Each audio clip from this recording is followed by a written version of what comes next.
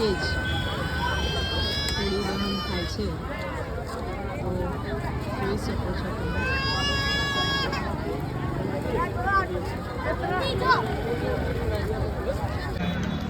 હનિકા પણ હોળી જોવા આવી છે, હોલિકા દહન જોઈ રહી છે. હનુ પણ અમે લાસ્ટ યર પણ અહીં હોળી કરી હતી, જ્યારે હનુ નાની હતી, જ્યારે હનુ સમજતી પણ નથી.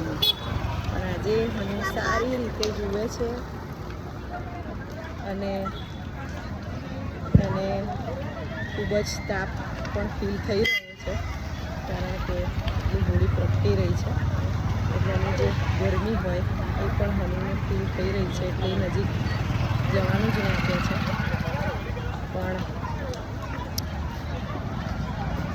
જે આપણા રિચ્યુઅલ્સ છે, જે આપણી પૂજાઓ પરંપરાગત રીતે ચાલતી આવી છે, એ તો ડેફિનેટલી આપણે આપણા બાળકોને શીખવવી જ જોઈએ અને કરાવવી જ જોઈએ.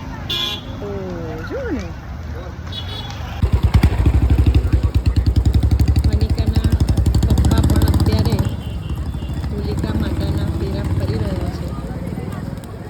હું મનિકાના લીધે નથી જતી, કારણ કે ખૂબ જ એને ગરમીનો અનુભવ, તાપનો અહેસાસ થાય છે.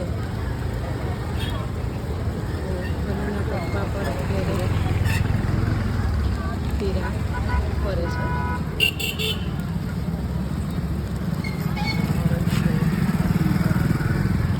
ફ્રેન્ડ્સ, આ અમારા ફ્લેટ્સ છે, તમને બહારથી બતાવું છું.